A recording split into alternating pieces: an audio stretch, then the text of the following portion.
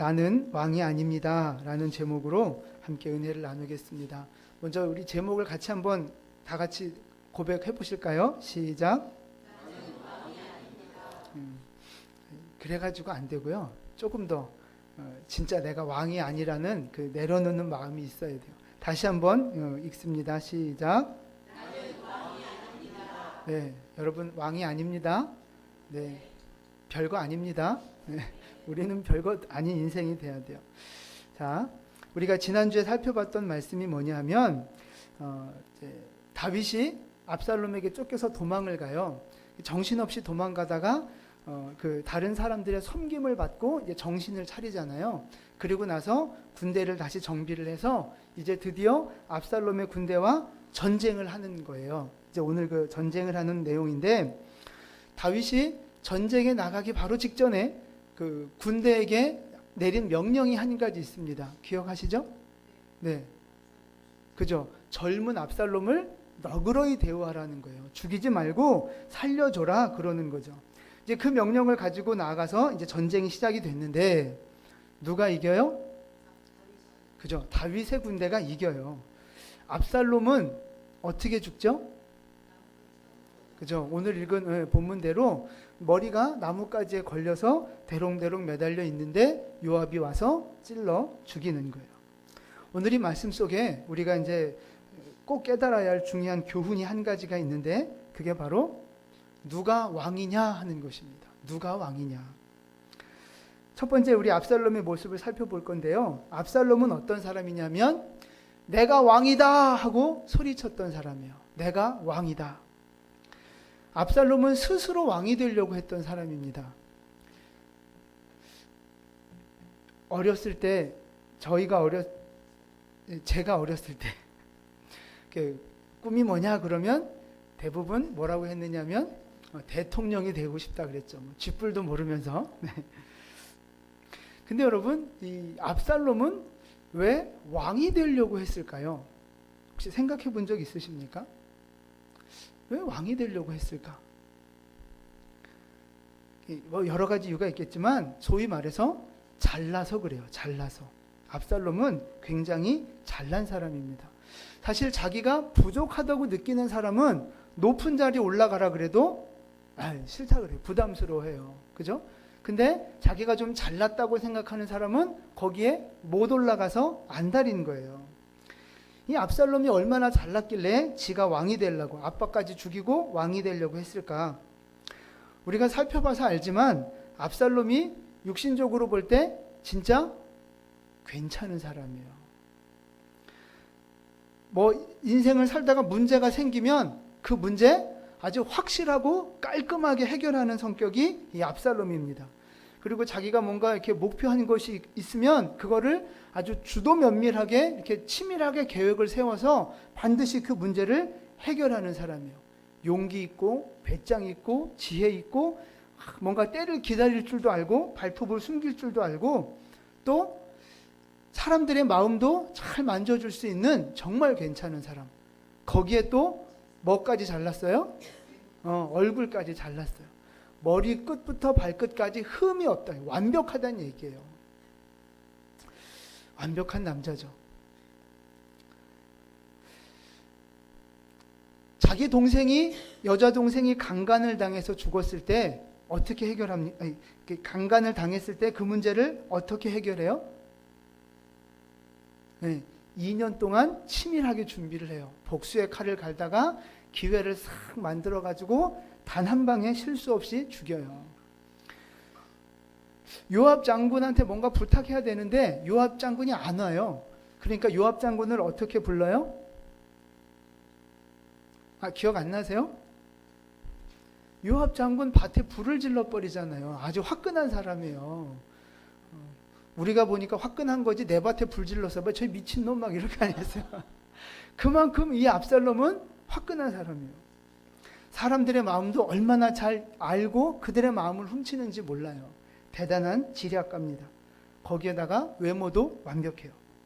여러 가지 거의 완벽한 이 장점들을 가지고 있는 압살롬이 자기가 가지고 있는 장점 중에서 그래도 이거는 장점 중에 장점이야 라고 생각했던 부분이 있어요. 혹시 그게 뭔지 아십니까? 네, 맞아요. 뭐 아마 여러분도 여러분 그 나름대로 난 이건 좀 괜찮은 부분이야라고 장점이라고 생각하는 부분이 있을 텐데 뭔지 모르겠어요. 네, 있으시죠? 압살롬이 생각했던 건 뭐냐면 자기 외모예요. 그 중에서도 특히 머리카락. 우리 사무엘하 14장 말씀으로 성경책을 한번 넘겨볼게요. 사무엘하 14장 25절, 26절 말씀입니다. 사무엘하 14장 25절과 26절 우리 함께 봉독합니다.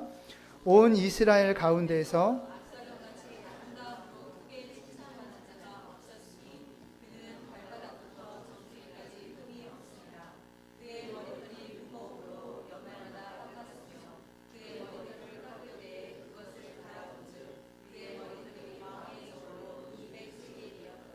아멘.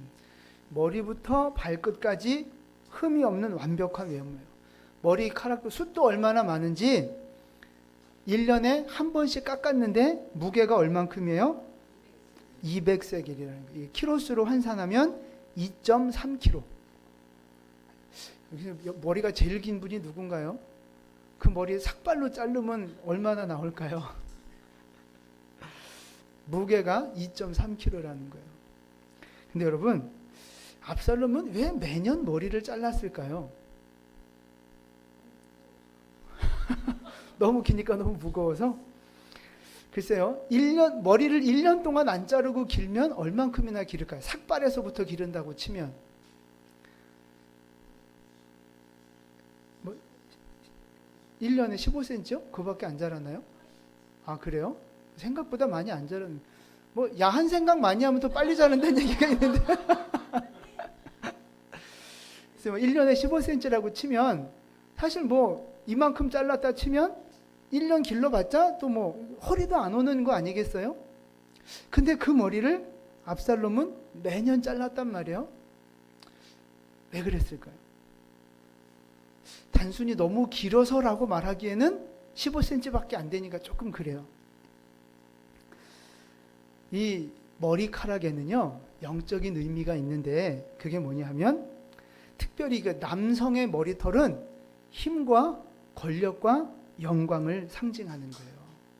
그러니까 남자가 머리를 자른다는 건 뭐냐 하면 자기 힘과 권력을 내려놓는 거예요.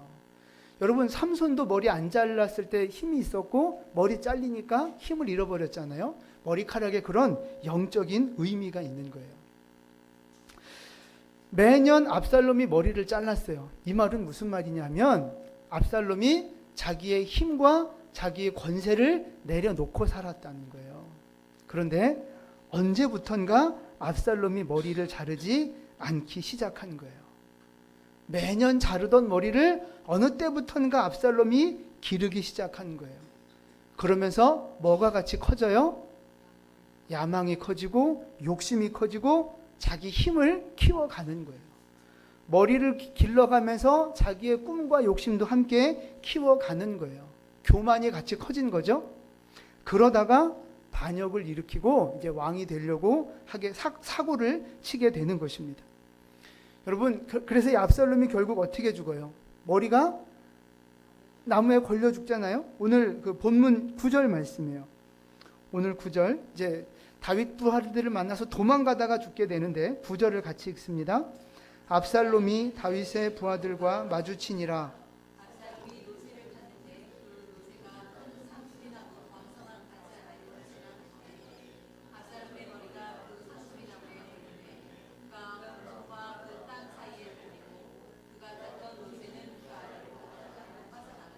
아멘.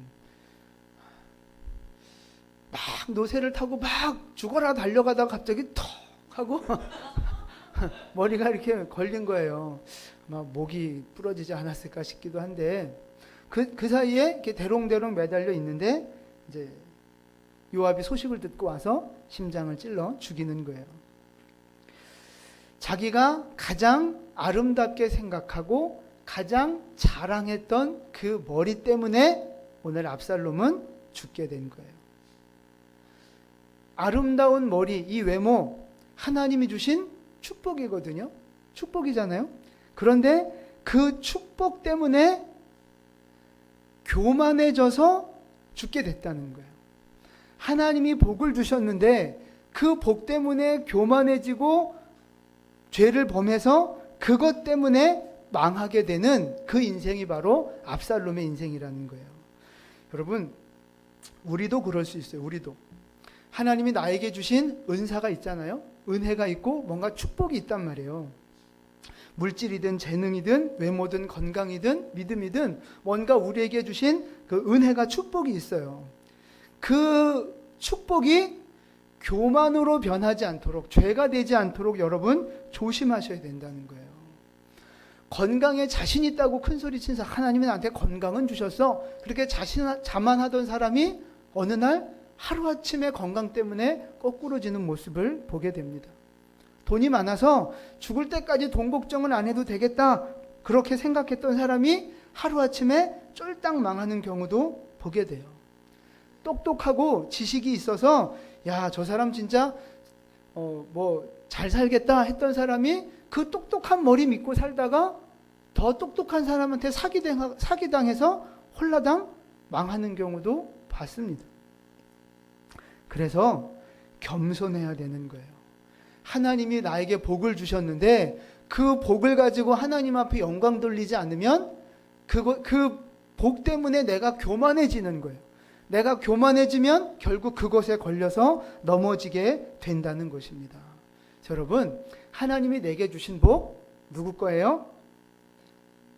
네, 하나님 거예요. 내 게 아니라는 고백이 분명히 있으셔야 돼요. 하나님이 주신 거예요. 내 게 아니에요. 머리카락은 압살롬이 매년 머리카락을 잘랐는데 자르면 끝입니까? 또 자라잖아요. 머리는 자르면 또 자라요. 우리의 교만도 마찬가지예요. 내가 지금 내 물질 하나님 겁니다. 내게 주신 축복 하나님 겁니다. 고백하고 이걸 잘라내도 시간이 지나면 또 자라는 거예요. 내 마음속에서 또 교만이 올라오고, 내 마음속에서 또 욕망이 올라오고, 내 마음속에서 또 인간적인 모습들이 올라오면서 또 죄를 지려고 한다는 거죠. 나도 모르게 교만해지는 거예요. 그래서 그거를 잘라내지 않으면 나도 그 축복 때문에 망하는 인생이 될 수 있다는 거예요. 그 축복 때문에 내가 걸려 넘어질 수 있다는 것입니다. 여러분, 하나님이 여러분에게 주신 복이 무엇입니까? 하나님이 여러분에게 지금 주신 은혜와 축복이 무엇입니까? 내가 혹시 그 복 때문에 교만해지고 있지는 않는가 돌아보셔야 한다는 거예요.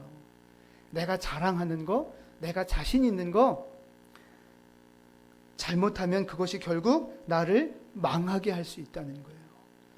칼로 흥한 자는 뭘로 망해요? 칼로 망한다고 그러셨잖아요. 칼로 흥한 자는 칼로 망하는 거예요. 돈을 의지하는 자는 돈 때문에 망하게 되는 거예요. 자기 똑똑함을 의지하는 사람은 결국 그 똑똑함 때문에 망하는 거예요.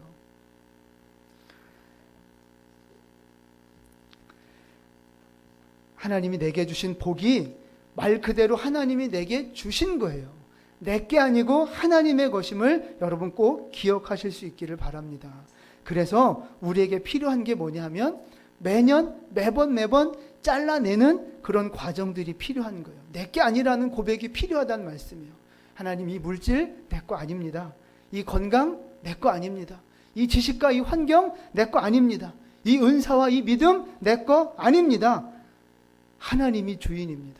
내가 왕이 아니고 하나님이 왕이시고, 내가 주인이 아니고 하나님이 주인이십니다. 이 잘라내는 고백과 결단이 우리에게 있어야 하는 줄로 믿습니다.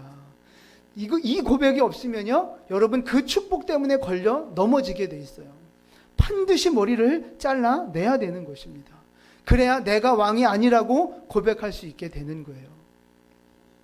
하나님만을 나의 왕으로 섬기고 예수님만을 나의 주인으로 섬기는 그런 믿음으로 살아가시기를 예수님의 이름으로 축원을 드립니다. 아멘. 옆에 분에게 인사하시죠. 당신은 왕이 아닙니다 하고 인사해 주세요.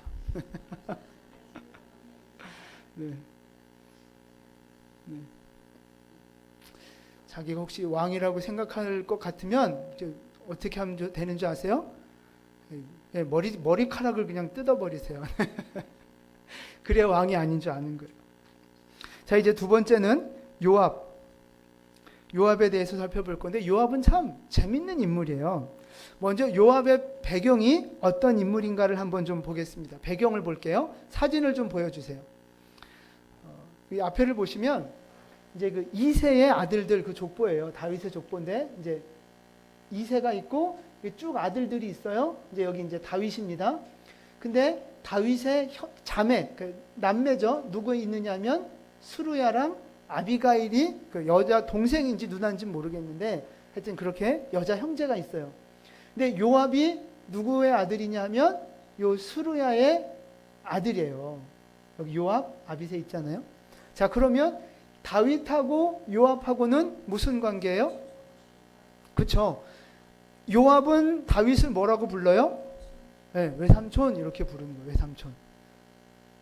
다윗은 요압 보고 조카라고 부르는 거죠. 그런 관계, 한 집안이에요. 같은 핏줄이에요. 근데 이제 그 마지막에 있는 아사헬은 일찍 죽었고, 이제 그 아비새하고 요압이 다윗을 도우면서 군대 장관으로 함께 사역을 하고 있는 거예요. 자, 그런데 이 요압이 여러분 보시기에는 여러분이 알고 있는 지식으로 좋은 사람입니까? 안 좋은 사람입니까? 좀 별로예요? 요압이 굉장히 좋은 사람, 훌륭한 사람이에요.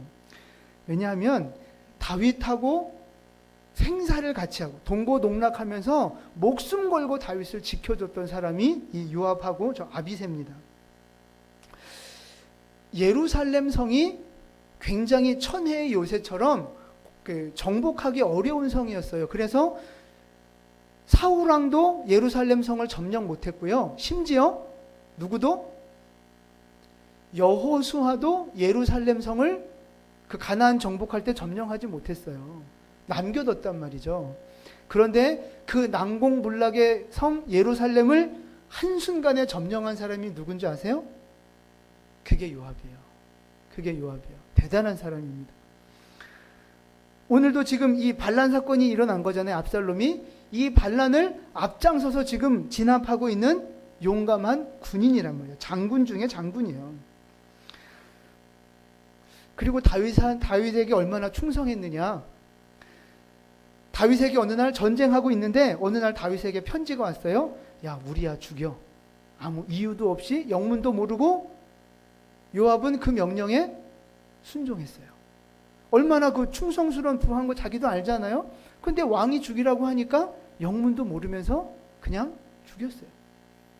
뭐 잘했다 잘못했다 이걸 떠나서 왕의 말이라면 다윗이 명령하는 거라면 일단 순종하고 보는 그런 충성파였다는 거예요. 압살롬이 옛날에 사고치고 구술 땅에 도망가 있었을 때가 있었습니다. 기억나시나요? 그때 다윗이 엄청 압살롬을 보고 싶어 했어요. 그때 압살롬을 누가 데리고 왔어요? 요압이 데리고 온 거예요. 그 아들을 그리워하는 그 아빠의 마음을 10분 이해해서 다윗의 마음을 위로해 주려고 막 머리를 짜가지고 압살롬을 데려오는 그런 역할을 했어요. 그러니까 다윗의 마음을 얼마나 잘 알고 위로해 줬던 사람인지 몰라요. 또 이제 오늘 이 전쟁 끝나고 압살롬이 죽은 거 알고 다윗이 펑펑 울거든요. 그래가지고 오히려 다윗의 군사들이 되게 부끄러워하는 모습이 나와요. 다윗이 잘못한 거거든요. 이제 다음 주에 나올 말씀인데 그때 압살롬이 감히 왕 앞에 뚜벅뚜벅 걸어 들어가서 차라리 우리가 죽었으면 속 시원했겠냐고 막 따지고 큰 소리 치면서 다윗을 막 혼내요. 요압이. 그래서 다윗을 정신 차리게 만들었던 할 말은 하는 직언을 할 수 있는 충직한 부하였단 말이에요. 나중에 다윗이 노년에 이렇게 약간 좀 이렇게 교만해져가지고 인구조사를 할 때가 있어요. 그때 그거를 요압이 막아서요. 그러면서 믿음의 선포를 합니다. 하나님이 10배나 100배나 더 당신을 강하게 할 수 있는데 이 지금 뭐 하는 짓이냐고 믿음으로 그거를 막아서는 사람이 요압이에요.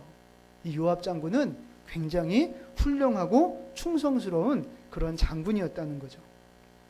근데 장점만 있는 게 아니에요. 단점도 좀 있습니다.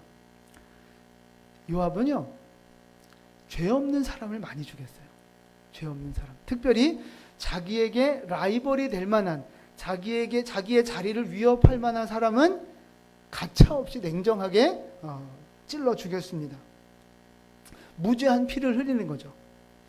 그리고 이제 결정적으로 다윗의 말년에, 다윗의 인생 속에 이 반역 사건이 몇 번 있었는데 마지막에 또 아들 하나가 반역을 해요. 그때 이 요압이 다윗을 배신하고 그 아들 편에 섭니다. 그래서 나중에 이제 솔로몬 손에 이제 죽게 되거든요. 그러니까 요압의 인생을 보면 다윗에게 없어서는 안 될 꼭 필요한 사람이었어요. 많은 도움이 됐어요. 아마 요압이 아니었다면 다윗의 인생이 그렇게 성공하기도 어려웠을지 몰라요. 그런데 한편으로는 또 그만큼 다윗을 힘들게 하고 마음 아프게 했던 사람이 이 요압이라는 거예요. 자, 사무엘하 3장으로 한번 성경책을 넘겨보세요. 사무엘하 3장. 3장 39절입니다. 3장 39절. 함께 봉독하겠습니다. 내가 기름 부음을 받은 왕이 되었으나 수르야의 아들인 이 사람들을 제어하기가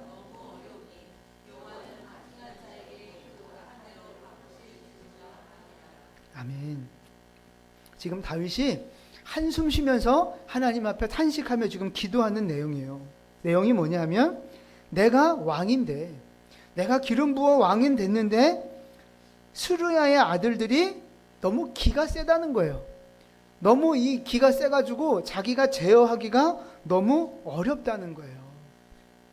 여러분, 왕이 돼갖고 얼마나 그 밑에 신하가 이렇게 눈치가 보이고 막 그랬으면 하나님 앞에 이런 기도를 했겠어요. 그래서 하나님, 나는 못하니까 하나님이 좀 어떻게 해주십시오라고 하나님 앞에 지금 그런 기도를 하고 있는 거예요. 힘들다고. 그러니까 이 요압은 쉬운 말로, 요즘 말로 병 주고 약 주고 그런 사람인 거예요. 병 주고 약 주고 도움도 되지만 다윗을 많이 힘들게 했던 사람이에요. 여러분, 이 39절 이 다윗이 이 마음이 얼마나 힘들었겠어요. 내가 왕인데 이게 자꾸 나한테 대들고 얼마나 힘들었겠어요. 근데 오늘 전쟁에도 마찬가지 그 모습이 또 보여지는 거예요. 전쟁 나가기 전에 분명히 다윗 왕이 명령을 내렸어요. 뭐라고요? 네, 젊은 압살롬을 너그러이 대우하라. 부탁했어요? 명령했어요? 너그러이 대우하라. 부탁처럼 보이지만 5절 말씀을 보시면 분명히 명령했다고 기록하고 있어요. 그 모든 명령을 백성들이 들었다고 기록하고 있어요. 근데 요압은 그 명령을 무시하고 압살롬을 죽였다는 거예요. 여러분, 좋게 명령한다고 그게 명령이 아닌 게 아니잖아요. 부드럽게 말해도 명령은 명령이에요. 세게 말해도 부탁은 내가 선택할 수 있지만 부드럽게 말해도 명령은 안 지키면 그건 죄가 되는 거예요. 불순종이 되는 거예요. 네, 요압은 아마 다윗의 말이 부드러워서 그랬는지 몰라도 그 명령을 무시하고 압살롬을 죽였다는 거예요. 아니, 심지어 압살롬을 생포할 수 있는 기회를 하나님이 주셨어요. 오늘 이렇게 머리가 대롱대롱 매달려 있잖아요. 어떻게 이런 일이 있을 수 있어요? 그 하나님이 주신 기회가 아닌가 싶거든요. 근데 오늘 또 부하 한 명이 와가지고 나는 은 1000개를 줘도 안 죽입니다. 왕이 죽이지 말라고 명령했거든요. 뭐 이렇게 요압을 한번 이렇게 생각할 수 있는 기회를 줘요. 근데 요압은 일고의 가치도 없다고 생각하고 그냥 바로 달려가서 압살롬을 죽이는 거예요. 완전히 왕의 명령을 무시한 처사죠. 왕의 명령 무시하고 자기 마음대로 자기가 결정해서 했으니까 결국 이게 무슨 뜻이에요? 그렇죠. 내가 왕이다 하는 거예요.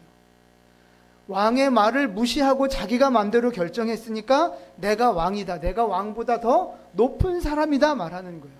아니, 압살롬처럼 내가 왕이다 드러내놓고 소리치진 않았어요. 그러나 신하인 척하면서 아닌 척하면서 왕 노릇 할 것은 다 했던 사람이 이 요압이라는 것입니다. 여러분 어떻습니까? 하나님의 말씀을, 이 설교 말씀을 들을 때 어떻게 듣습니까? 명령으로 듣습니까? 아니면 그냥 좋은 말씀으로 듣습니까? 조언, 충고쯤으로 듣습니까? 하나님의 말씀은 명령이에요. 제가 이렇게 좋은 말로 해도 부드럽게 말해도 명령은 명령이에요. 하나님이 이 성경을 통해서 우리에게 명령을 주셨는데 우린 이걸 그냥 교훈처럼 생각할 때가 많아요. 좋은, 마음에 감동되고 그냥 지혜되고 인생 사는데 도움되는 그런 지식 정도로 생각할 때가 많단 말이에요. 아니요. 아무리 성경에 그냥 책에 기록된 이 글이지만 사람을 통해 들려지는 말이지만 그것이 하나님의 명령일 때는 지키지 않으면 죄가 되는 줄 믿으시기 바랍니다. 하나님의 명령으로 받으셔야 돼요. 하나님의 말씀은 우리에게 명령으로 주신 거예요. 오늘 요압은 그 말을 무시했다가 결국 하나님 앞에 범죄하는 그런 사람이 됐다는 것입니다. 그러니까 요압을 정리하면 이제 이런 거예요. 충성스럽습니다. 순종하는 사람입니다. 왕의 명령에 잘 따르는 사람이요. 그런데 문제는 내 생각과 내 판단에 이게 아니다 싶으면 그 명령을 무시하는 사람이었던 거예요. 내 감정에 맞지 않으면 무시하고 내 어떤 그 손해가 나에게 손해가 되겠다. 이놈 살려두면 내가 위험하겠다 싶으면 왕이 살려주라고 해도 자기가 죽이는 거예요. 왕의 명령보다 내 계산이 먼저고 내 감정이 먼저고 내 유익이 먼저였던 사람이 요압이라는 것입니다. 여러분, 이런 사람이 하는 순종이 순종입니까? 이런 사람이 하는 충성이 충성이냐 이 말이에요. 그러니까 요압의 순종은 순종이 아니고 요압의 충성은 충성이 아닌 거라는 거죠. 근데 우리에게도 이런 요압과 같은 모습이 있다는 것입니다. 열심히 사역하시고 충성하시고 순종하시고 그러는 것 같은데 중요한 건 내가 좋을 때 뭐 여유 있고 내가 기분 좋고 내가 뭐 이렇게 문제가 없을 때야 뭐 순종할 수 있고 사역할 수 있고 뭐 희생할 수 있고 그렇죠. 근데 문제는 내가 힘들고 내게 손해가 되고 내게 기분이 나쁠 때 그럴 때도 과연 순종하고 계시느냐 하는 것입니다. 하나님 말씀대로 할 때 나한테 손해가 와요. 하나님 말씀대로 할 때 내 기분이 너무 나빠요. 여러분, 그래도 순종하시느냐 하는 거예요. 우리는 그럴 때 그냥 무시해버릴 때가 많다는 거예요. 그 요압의 모습이 바로 오늘 나의 모습이라는 것입니다. 평소에는 하나님을 왕으로 섬기는 것 같고 평소에는 하나님 앞에 잘 믿음 생활하는 것 같지만 내 현실적인 문제하고 딱 부딪혀서 내게 문제가 발생하면 하나님의 말씀이 뭐든지 상관없이 내 기분대로 결정하는 거예요. 내 유익대로 결정하는 거예요. 내 고집대로, 내 욕심대로 결정하는 것이 바로 우리의 모습 아닌가 하는 것입니다. 여러분, 누가 왕입니까? 여러분의 주인은 누구십니까? 내가 지금 왕이 돼서 내가 주인 돼서 살아가고 있지는 않는가 하는 것입니다. 물론 말로는 아니라고 하죠. 요압처럼. 말로는 아니라고 하고 나는 신하 같은 모습이죠. 그러나 은근히 왕노릇 할 거 다 하고 해 처먹을 거 다 처먹는 그런 요압과 같은 모습이 바로 우리의 모습일 수 있다는 것입니다. 사랑하는 성도 여러분, 하나님만을 나의 왕으로 섬기시고 예수님만을 나의 주인으로 모시는 그런 믿음의 백성 되시기를 축복을 드립니다. 비록 힘들어도 말씀이 내게 부담이 돼도 하나님의 명령이 내게 손해가 된다 할지라도 왕이신 하나님 앞에 모든 것을 내려놓고 순종할 수 있는 여러분 되시기를 예수님의 이름으로 축원을 드립니다. 아멘. 오늘 이제 세 번째는요, 다윗입니다. 다윗은 뭐라고 외치는 사람이었느냐? 나는 왕이 아닙니다 라고 외쳤던 사람이에요. 우리 한번 고백해 볼까요? 나는 왕이 아닙니다. 우리 옆에 분에게 다시 한번 인사해 주세요. 나는 왕이 아닙니다. 네.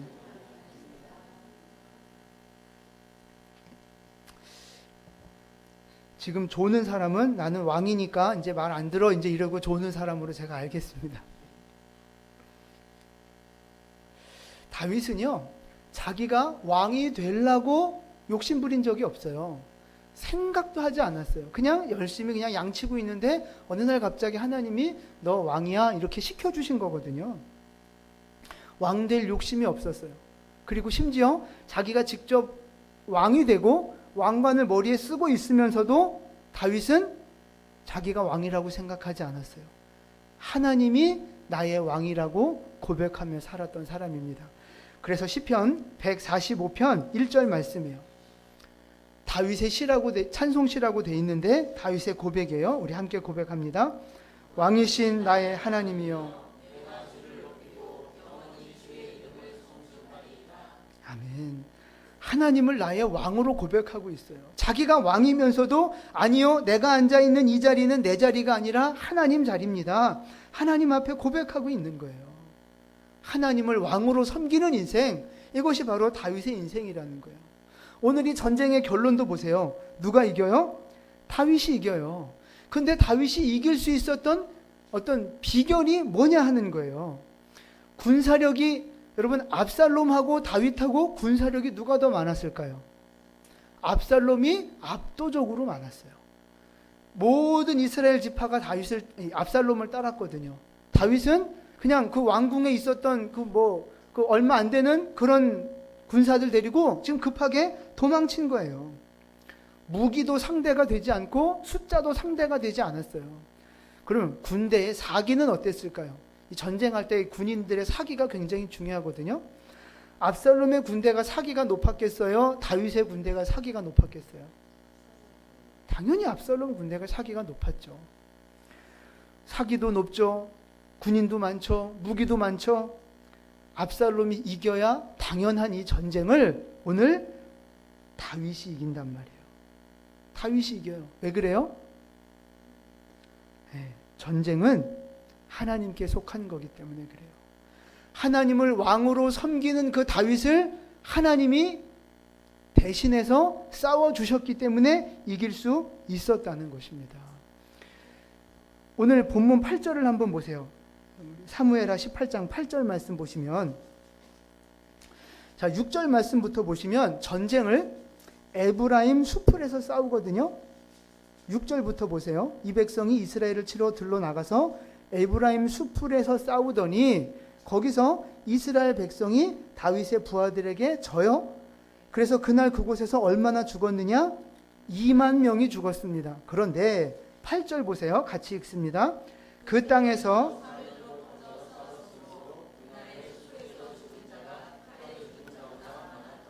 아멘.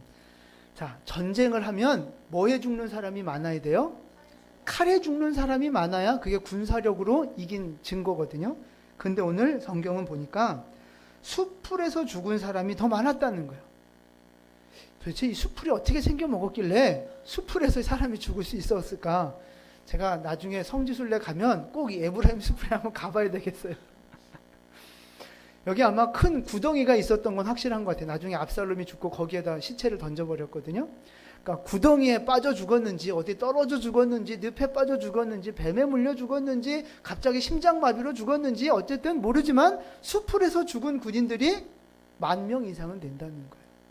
칼에 죽은 자보다 수풀에서 죽은 사람이 더 많다. 이 말이 곧 무슨 뜻입니까? 사람 손으로 싸워서 이긴 전쟁이 아니라는 거예요. 하나님이 싸우신 전쟁이라는 겁니다. 군사력으로 이긴 전쟁이 아니라 하나님이 도우셔서 이긴 전쟁이라는 걸 지금 보여주고 있는 거예요. 그러니까 자기 스스로가 왕이라고 외쳤던 압살롬은 이겨야 되는 전쟁에서 졌고, 하나님을 왕이라고 고백했던 다윗은 져야 마땅한 전쟁에서 승리하는 인생이 됐다는 것입니다. 여러분 인생의 왕은 누구십니까? 여러분 인생의 주인은 지금 누구십니까? 내가 스스로 왕 노릇하고 주인 노릇하면서 나 편한 대로 살고 계십니까? 아니면 하나님을 왕으로 섬기며 하나님 말씀에 순종하며 말씀을 지키며 살아가고 계시느냐 하는 것입니다. 분명한 것은 나는 왕이 아니라는 것입니다. 나는 왕이 되어서도 안 된다는 거예요. 하나님만이 나의 왕이 되셔야 하고 예수님만이 나의 주인이 되셔야 하는 줄로 믿습니다. 여러분, 그런 인생 살아가시기를 축복합니다. 우리 인생에 여러 가지 많은 문제들을 닥칠 때마다 우리는 내가 주인 돼서 결정할 때가 많단 말이에요. 내가 주인이 돼서 내 기분대로, 내 계산대로. 그러면 그 문제에 있어서는 내가 왕이 되는 거예요. 내가 책임져야 되는 인생이 되는 겁니다.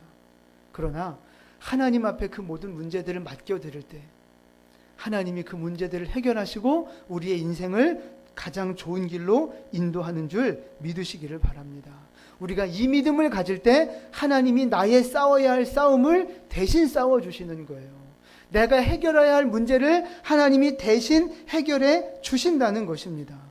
내가 왕이 돼서 싸우면 실패할 수밖에 없지만 하나님을 왕으로 섬기며 싸울 때는 하나님이 대신 싸우셔서 승리하게 된다는 것입니다. 왜요?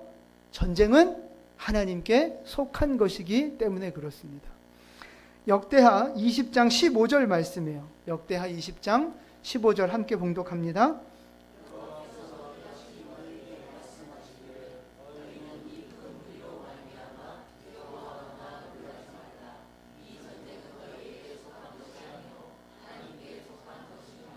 아멘. 전쟁이 하나님께 속해 있다는 거예요. 큰 무리로 말미암아 두려워하지 말라는 것입니다. 전쟁은 하나님께 속해 있기 때문에 무리가 크든지 적군이 많든지 적든지 그게 중요한 게 아니라는 거예요. 하나님 손에 있으면 된다는 거예요. 우리 인생의 문제와 고난도 마찬가지입니다. 많은 고난이 있고 내가 감당하기 어려운 그런 인생의 문제들이 있겠지만 그것이 문제가 크다고 해서 두려워하지 말라는 거예요. 왜? 그 모든 문제가 하나님께 속해 있는 문제이기 때문에 그렇다는 거예요. 여러분 보세요. 내 안에 문제가 있어요. 내 삶 속에 문제가 있어요. 그런데 내가 하나님 속에 속해 있으면 이 문제는 결국 누구에게 속한 거예요? 하나님께 속한 거예요. 근데 내가 이 하나님의 품을 떠나서 밖에 있으면 이 문제는 내 문제예요. 내가 해결해야 돼요. 그러나 내가 하나님의 품 안에 거한다면 내 문제는 곧 하나님 문제가 되는 거예요. 내 전쟁은 곧 하나님의 전쟁이 되는 것입니다. 그래서 내가 하나님 안에 있을 때 하나님이 나를 위해 싸우시고 하나님이 나의 문제를 대신 해결해 주시는 줄 믿으시기를 바랍니다. 내가 하나님을 왕으로 섬길 때, 내가 예수님을 나의 주인으로 모시고 살아갈 때 하나님이 우리의 인생을 도와주실 것입니다. 압살롬과 요압은 자기가 왕 노릇하고 자기가 왕이라고 외쳤던 인생들인데 그들이 더 잘 될 것 같았지만, 그들이 더 행복하고 성공할 것 같았지만 결국 그들은 망하는 인생이 됐고, 겸손하게 나는 왕이 아니라고 고백하고 하나님의 말씀에 순종하며 하나님만 왕으로 섬겼던 다윗은 실패할 것 같았지만, 죽을 것 같았지만 살아나고 생명을 얻고 승리하는 진짜 최후의 승리자가 됐다는 것입니다. 우리 모두 내가 왕이 아님을 소리 높여 외치시고 하나님만이 나의 왕이라고 소리 높여 고백하시면서 그 믿음으로 말씀에 순종하셔서 다윗처럼 승리하는 인생 되실 수 있기를 예수님의 이름으로 축원을 드립니다. 아멘. 기도하겠습니다.